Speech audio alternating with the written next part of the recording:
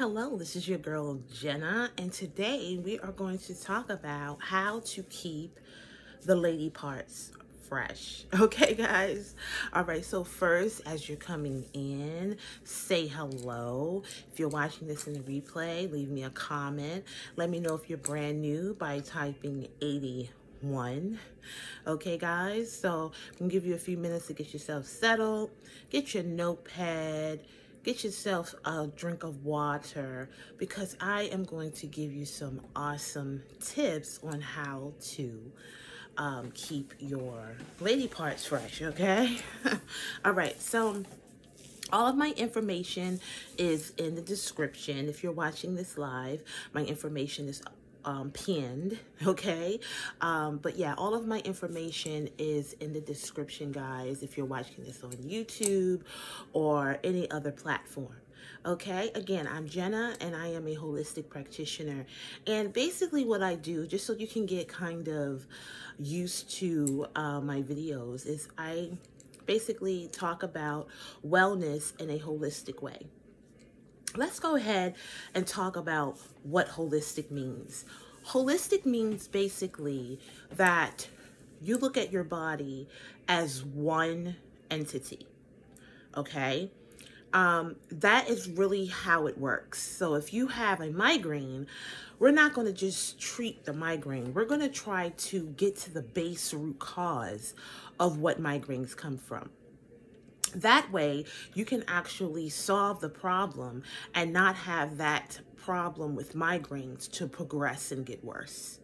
I've seen women who have migraines and things like that, and they actually had to have surgeries in their reproductive system for their migraines to go away, which I think is, unfortunate.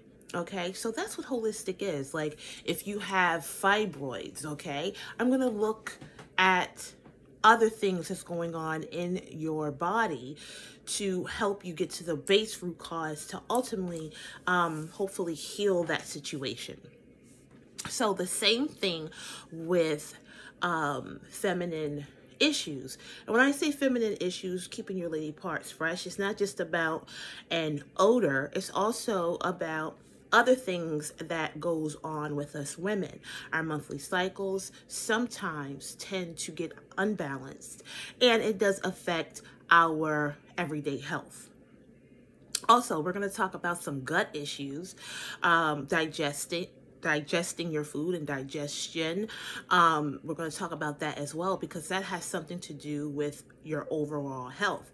I'm also going to talk about some vitamins or some supplements that you may be able to take that will be available right on my Linktree site, the Amazon portion of my page. You can actually go to, and some of the things that I'm talking about today, you can actually purchase them. All right. So with that being said, let's go ahead and get into the video. All right. So usually women get concerned when they start to have feminine odor. It can happen at any age, at any time. It can happen to people who are physically active, intimately. It can happen to people who are not intimate and things like that. And just know that who you choose to be intimate with also will affect your feminine wellness, if you will. All right. So we're going to try to get into all of that today. Just bear with me. So number one, if you find that you or your daughter has some type of odor, you want to dive into what they are eating. What we eat, for the most part, is going to affect everything about us. It's going to affect our skin. It's going to affect our mood. It's going to affect our weight. It's going to affect our hormones. It's going to affect our sleeping patterns. It's going to affect our digestion. So literally everything that we intake within this body, it has to process, it has to digest, and then you have to eliminate. That's what life is, right? We take in, we process, and then we eliminate what we don't need, and we keep and absorb what we do. All right. So if you start to have odors, and of course, this is not talking about any kind of itching, swelling, STDs, things like that. Of course, you go to your doctor, you get that resolved. Okay. I'm talking about things that can be not related to that, that also causes these issues. Start to eat better. Now, am I saying that if you eat nothing but fruits and vegetables that you shouldn't have odor? No, because fruits and vegetables, I'm going to tell you guys, I think I heard in somebody, I just was, you know, just like you guys watch my videos, I watch other people's videos. And this person, they were promoting a vegan lifestyle. And they say, oh, vegan whatever doesn't have an odor. That's not true. That's not true. You not being a vegan does not, you know, automatically omit you from having feminine problems. I'm going to give you an example. If you put fruits and vegetables in your refrigerator and you just leave them there for 2 weeks, what's going to happen? You guys just go ahead and put that in the comments. What's going to happen? Okay, yeah, exactly. They're going to go bad, they're going to spoil, and they're going to get an odor.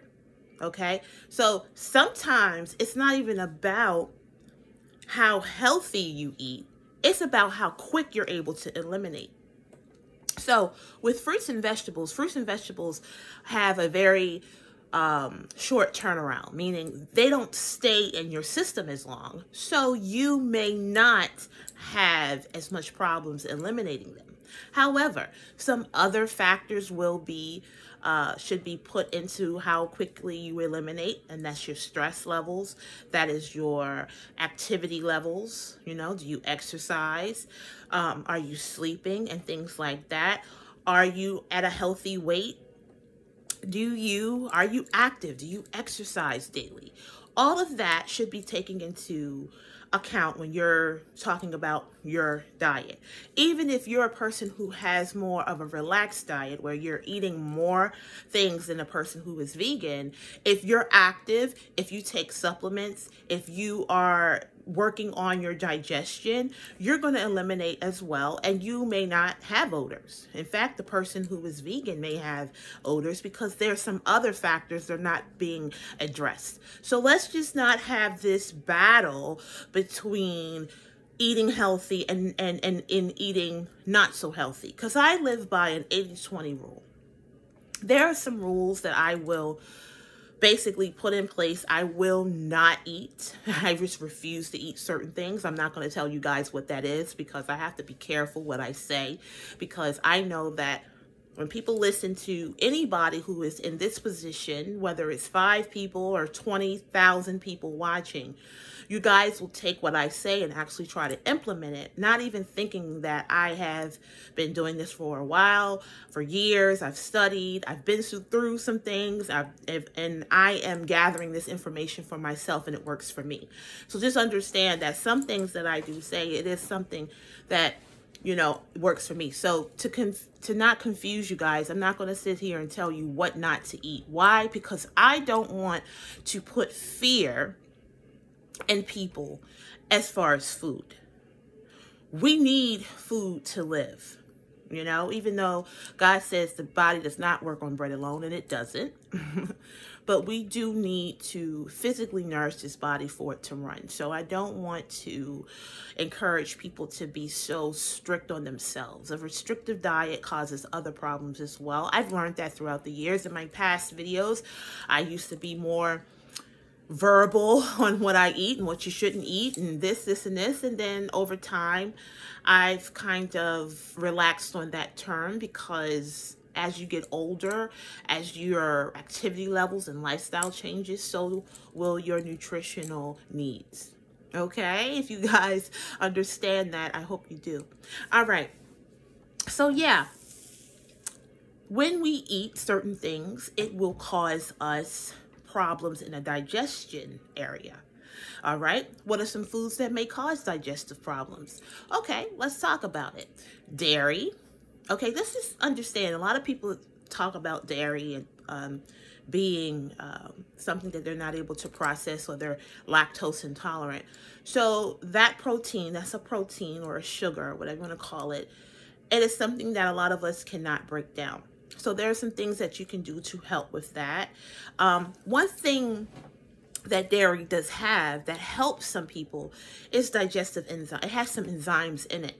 A lot of us are walking around, we're eating food, and we don't have digestion enzymes to help us process the food so we can absorb the nutrients and things of that nature. It's just sitting in our guts. You know, like after you eat, you may feel like it's a big ball in your stomach. That's not good. That means that you're not digesting your food. That food is going, whether it's a salad, it doesn't matter. People get bloated and have indigestion just by eating a salad. Doesn't matter. It's sitting in your gut and it's going to spoil. So as it spoils, you are going to have certain odors. When you belch and you smell that putrid odor, that's saying that your food is not digesting. So if you belch and it smells like, I hate to say bologna, but you didn't eat bologna, that means that you're not digesting well. And so you are going to naturally have more yeast in your system. You're going to have the process of discharging more. We can get into that in a second about, is that normal to discharge? And I'm going to say no, you should not be constantly discharging. That is an indicator that your body is constantly trying to cleanse itself. Eventually your body will get tired, it'll stop cleansing itself, and then you'll start to get type of infections and things of that nature, okay? But yeah, you have to get some enzymes into your system. So I have some enzymes on my site. You can go to my Amazon site, and they're called Digestive Enzymes, okay? You can actually go there and get them, all right? That's one thing that I suggest. That's one thing that I eat. One thing that I take after a meal, because I have a very active life. I have a stressful life. What some people would consider, you know, being a nurse or being a caregiver is stressful. And so as you're going through your stressful day at work, and you're not drinking water, and you're not eating your food, your body will register that as stress. And then as stress is building up in your body, the cortisol and adrenaline, it will lessen your acids in your stomach. It will lessen the good digestive enzymes. And so when you do eat, it will basically be non-digested. So you're not even getting the full rewards of what eating food is supposed to give you, which is some energy.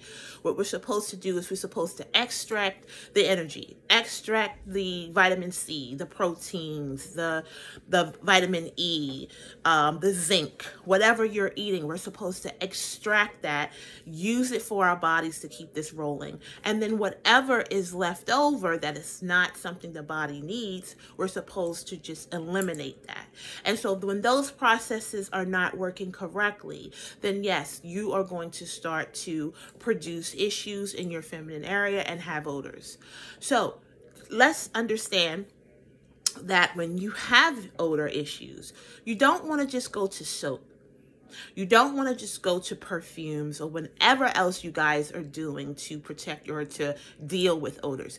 Don't cover it up. Don't try to wash it away. Yes, be hygienic. Yes, you're supposed to wash. So don't misunderstand what I'm saying. But don't think that just soaps are going to solve the problem. No, because remember, what you are washing away comes from the internal space. So if the internal space is constantly producing this negative energy and you're purging it out constantly, you're going to always be in this cycle. That's why you can go ahead and wash and everything's fine, and then within 30 minutes or after intimacy, the odor is still there. If you have a dumpster odor, that is an indicator that you are very, you have a lot of glucose going on. Sugars. Sugar feeds bacteria, the bad bacteria. So if you're having this problem, if you're watching this video and you've noticed that, yes, I have had an odor in the last 2 months or whatever, I know it's not an STD, I'm not doing all of that, this, and this, you need to say, okay, you know what? Let me go ahead and start to decrease my sugar intake.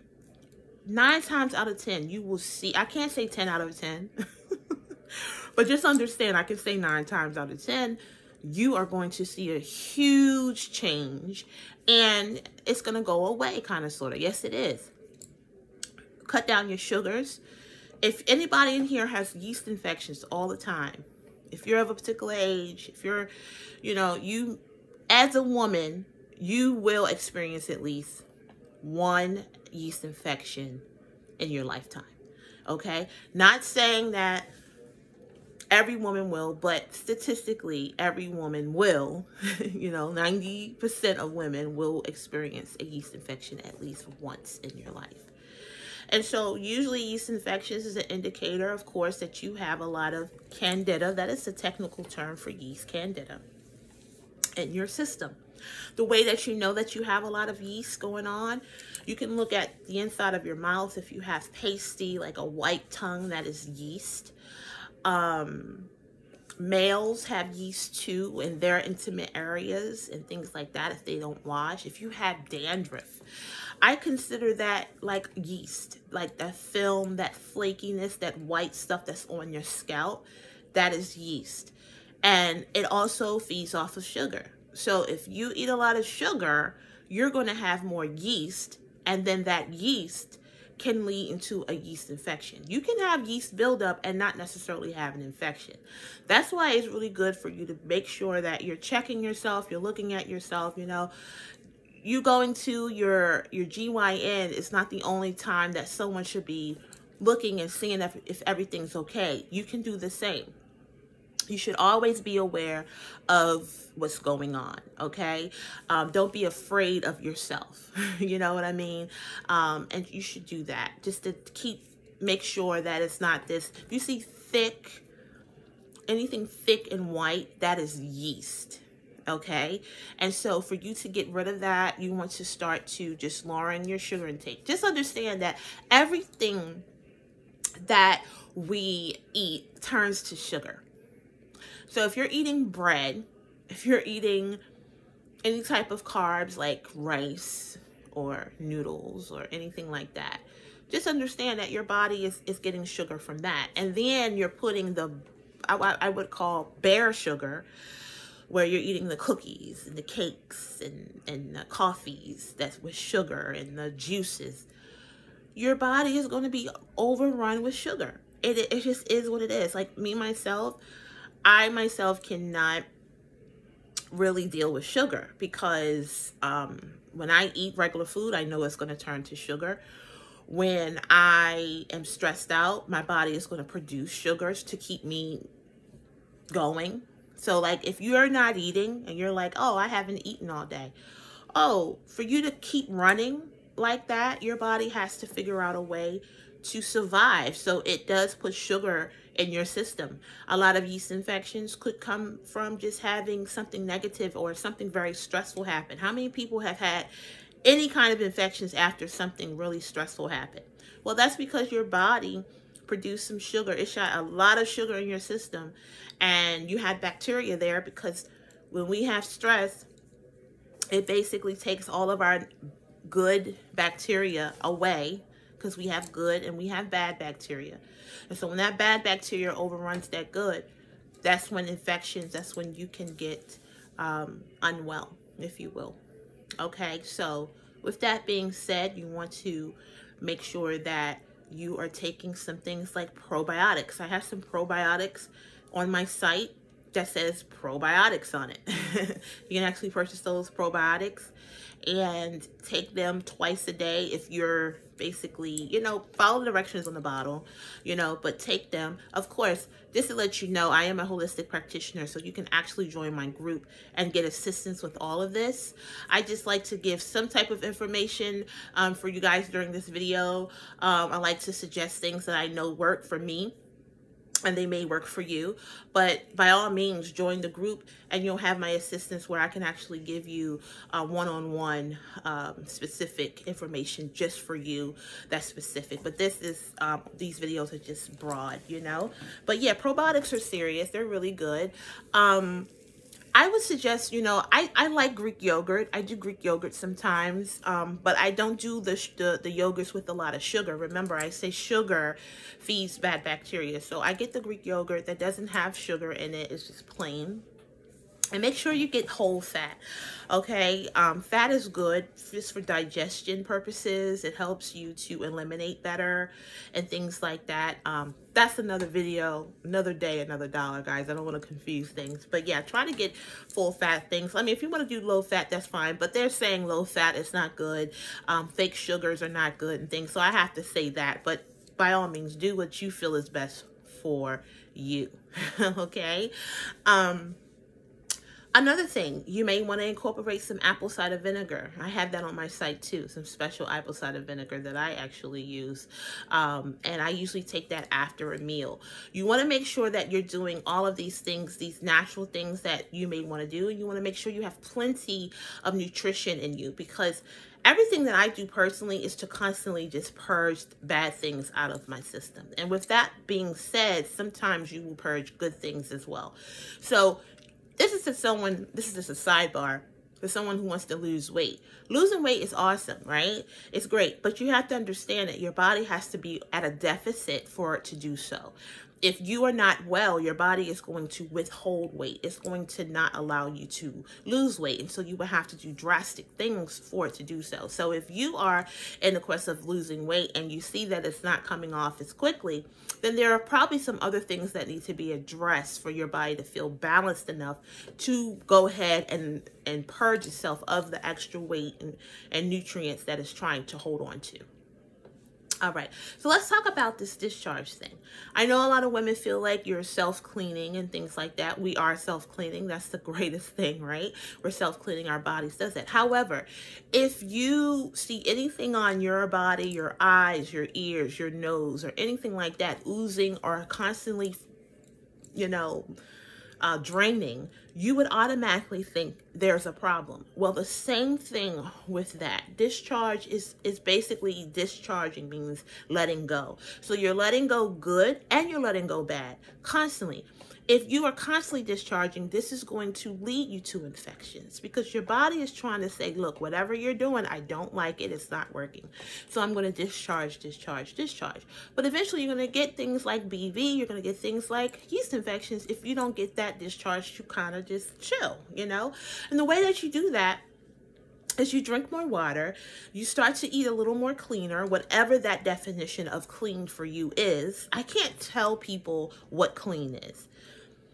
Eating clean for me is not the same for eating clean for you. Some people feel like eating clean means seafood.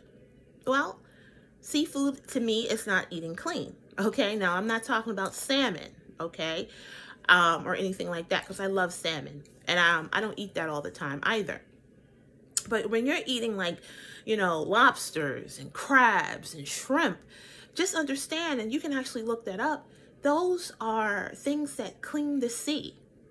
So they're dirty, filthy organisms. I can't even call them animals. They're organisms, okay? They call them the roaches of the sea. They're roaches. They look like roaches. You know, I hate to say it. So it's not good. But to some people, eating clean is eating shrimp. So I'm not here to argue about what eating clean is. Oh, eating clean means all vegetables. I mean, not necessarily. You know, eating clean for me, I feel like it's just moderately making sure that you're getting all of the nutrients that you need. Okay? Like me, you know, I used to not eat red meat. I went years without eating red meat. Now I eat red meat once or twice a month just for the iron. That's it. I started to eat medicinally just recently, and it's just been working out for me. I made a choice to stop worrying about or concerning myself about my weight. It is really about how I feel. And I'm saying this about myself for you guys to get that message. It's really about how you feel. I mean, if you're losing a lot of weight, and I never said it's how you look, because I feel like that's the first thing that you look at is how you look. And I'm not even concentrating on how I look to others. Long as I look okay to myself, that's what's really important, you know. But I'm saying this to you to make you understand what really, really matters. Okay, so I feel like medicinally eating is the best. So what I do is I've developed a way of eating that works for me, and I love to do that for you guys as well. My group is $10 to join. Okay, what you would get is you would get support on your diet, support on if you're dealing with any kind of feminine issues, I can help you with that and any other thing. And it will be coming from a holistic situation. So I'm a holistic practitioner. And so, no, I am not a doctor, but I am a holistic practitioner. What we do is we help you to deal with things holistically from a base of, let's get to the base root cause of what feminine odor is, or why do I constantly get this repeat BV and things like that. You know, people are using things like boric acid and things. Hey, I'm not here to tell you what to use, what not to use, and things like that. But if you could start to deal with your feminine problems naturally, you know, from this standpoint and from this standpoint, like basically what you allow in your body. Especially, look, even our skin. A lot of us, we wear makeup.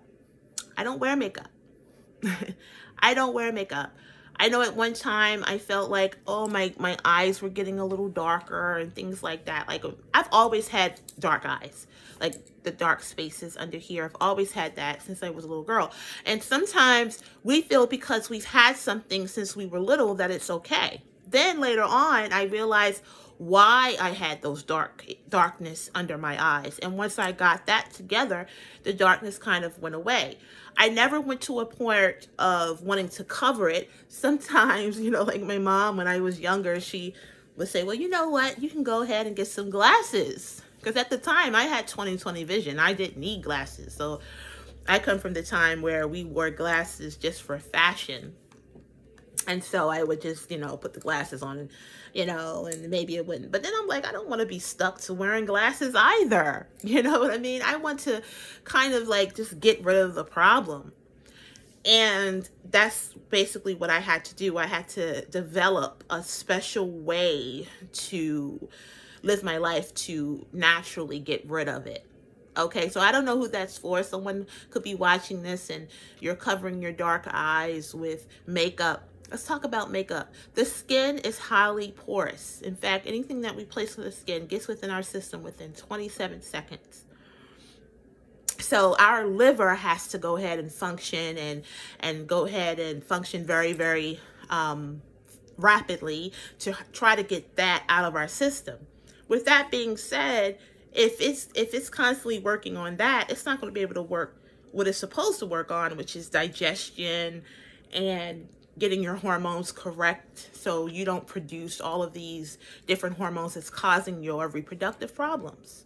You know, like heavy cycles. Heavy cycles is a huge contributor to, you know, having feminine odor as well. You know, a lot of us, when we menstruate, we have that negative odor, you know?